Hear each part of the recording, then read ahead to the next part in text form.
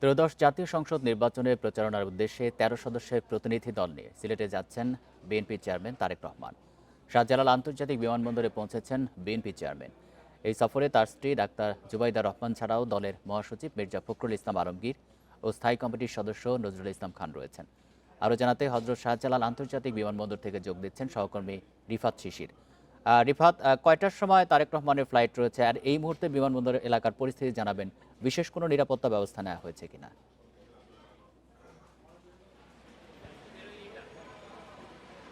এই মুহূর্তে আমি হজরত শাহজালাল আন্তর্জাতিক বিমানবন্দরের যে ডোমেস্টিক টার্মিনাল সেখানে রয়েছি।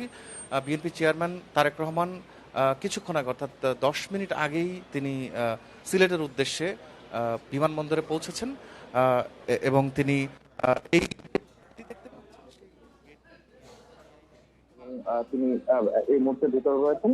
আমি কি জানিয়ে রাখছি যে তার সিলেটের উদ্দেশ্যে যাওয়ার যে ফ্লাইট সেটি 8টা 15 মিনিটে নির্ধারণ করা ছিল, কিন্তু সেটি পরবর্তীতে 1 ঘন্টা সামনে এনে, অর্থাৎ 7টা 15 মিনিটে 1 ঘন্টা সামনে এনে সেই ফ্লাইটটিতে উনি সিলেটের উদ্দেশ্যে রওনা হবেন।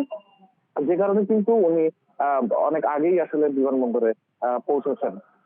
উনি সিলেটে যাওয়ার পরেই, আজকে আপনি জানেন যে সিলেটে যাওয়ার পরেই উনি রাতে মাজার জিয়ারত করবেন, এবং মাজার জিয়ারত করার পরে যে আনুষ্ঠানিক যে নির্বাচনী যে প্রচারণা, সেটি কিন্তু তারপর সকাল সকাল থেকে তিনি সকাল থেকে শুরু করবেন।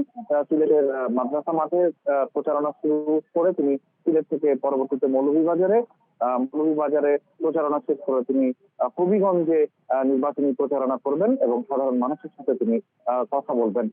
হবিগঞ্জের পরে তিনি ব্রাহ্মণবাড়িয়া জেলায় উনি সমাবেশ বিকেলে শেষ করে পরবর্তীতে তিনি যাবেন ভৈরবে, অর্থাৎ কিশোরগঞ্জ জেলার ভৈরবে তিনি সমাবেশ শেষ করবেন। পরবর্তীতে তিনি নরসিংদী জেলায় সমাবেশ করবেন, সমাবেশে যুক্ত হবেন এবং সেখানে সাধারণ মানুষকে আগামী নির্বাচনের যে ইস্তেহার রয়েছে, বিভিন্ন পরিকল্পনা রয়েছে, সেই পরিকল্পনা তিনি সেখানে সবার সাথে কথা বলবেন।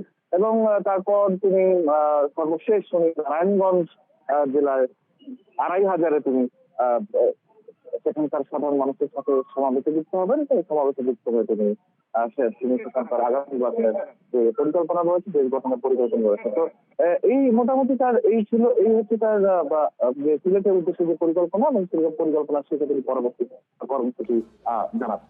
যে এই ছিল আমার কাছে এখান থেকে সব শেষ। শাহজালাল বিমানবন্দর থেকে জানাচ্ছেন সহকর্মী রিফাত শিশির।